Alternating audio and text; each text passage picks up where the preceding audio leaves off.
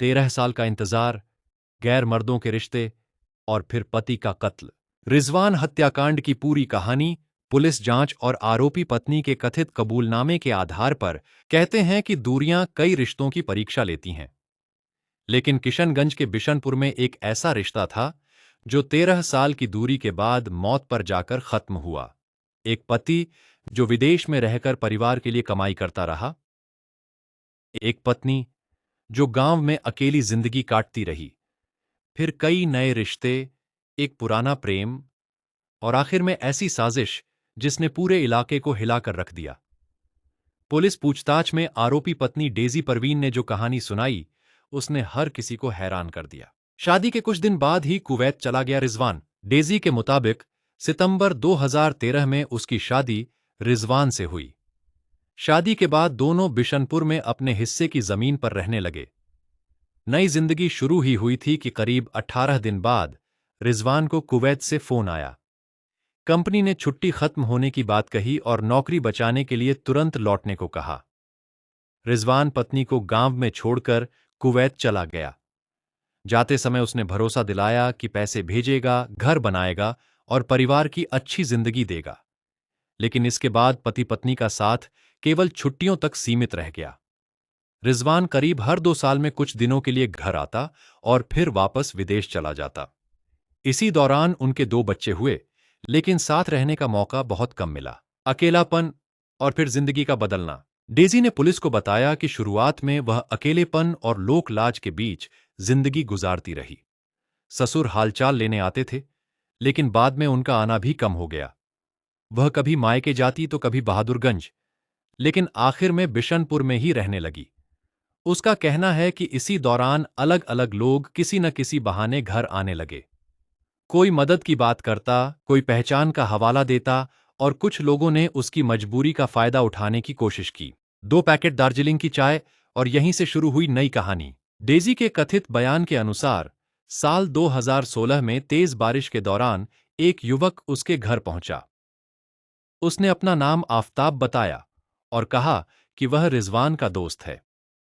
कुछ देर बैठने के बाद वह चला गया। करीब 4 दिन बाद आफताब फिर आया। इस बार उसके हाथ में दार्जिलिंग की 2 पैकेट चाय पत्ती थी। उसने मुस्कुराते हुए कहा, भाभी, आपके लिए दार्जिलिंग से चाय पत्ती लाया हूं। डेजी ने उसे रिजवान का दोस्त समझकर चाय बनाई। इसके बाद आफताब का घर आना जाना बढ़ गया, कभी चाय पीने के बहाने, कभी घंटों बैठकर बातें करने के लिए।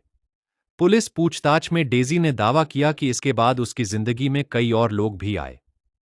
उसने यहां तक कहा कि उसे अब याद भी नहीं कि इन 13 वर्षों में कितने लोग उसकी जिंदगी का हिस्सा बने। 2019 की एक फोन कॉल जिसने सब कुछ बदल दिया। डेजी के अनुसार साल 2019 में उसने कुवैत में रह रहे रिजवान को फोन किया, लेकिन फोन किसी महिला ने उठाया।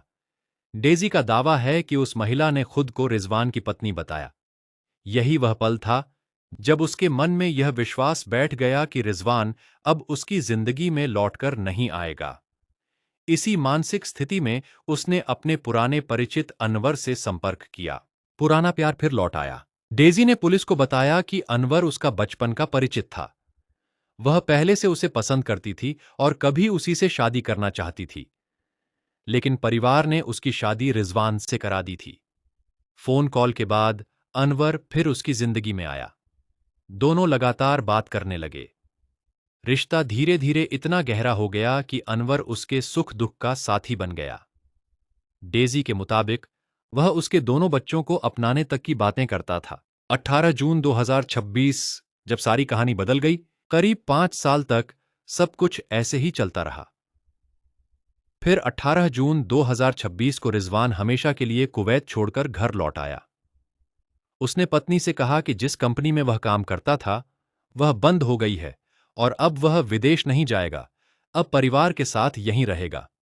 यही बात डेजी और अनवर के लिए सबसे बड़ा झटका बन गई। पुलिस पूछताछ में डेजी ने कहा कि उसे डर था कि अगर रिजवान हमेशा घर पर रहेगा तो वर्षों से छिपे सारे राज्य सामने आ जाएंगे। 3 जुलाई, आखिरी दिन। 3 जुलाई को रिजवान पत्नी को लेकर अपने माता पिता से मिलने टंगटंगी गांव गया। वहां परिवार के साथ खाना खाया, बातचीत की और फिर दोनों बिशनपुर लौट आए। रास्ते में मिठाई और कबाब भी खरीदे। शाम को रिजवान कुछ देर बाजार चला गया। उधर डेजी ने मोबाइल देखा तो अनवर के कई मिस्ड कॉल थे।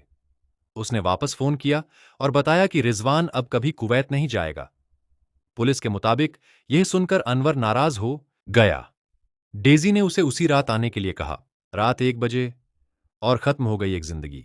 रात करीब 1 बजे अनवर घर पहुंचा। पुलिस के अनुसार डेजी ने खुद उठकर घर का गेट खोला। अनवर पहले से लोहे की रॉड लेकर आया था।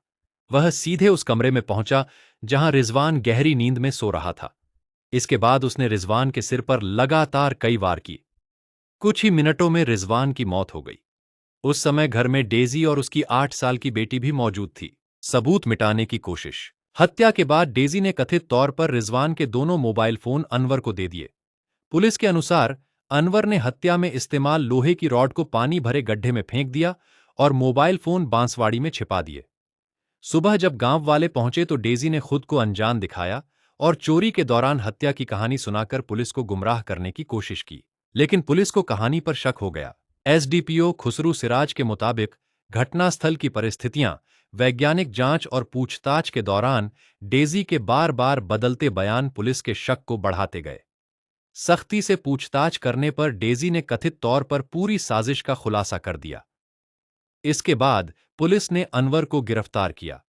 उसकी निशानदेही पर हत्या में इस्तेमाल लोहे की रॉड और रिजवान के दोनों मोबाइल फोन भी बरामद कर लिए गए। अब आगे क्या? पुलिस का कहना है कि शुरुआती जांच में यह हत्या पूरी योजना के तहत की गई प्रतीत होती है। हालांकि मामले की जांच अभी जारी है और अंतिम निर्णय अदालत में उपलब्ध साक्ष्यों के आधार पर होगा। लेकिन एक सवाल अब भी बाकी है।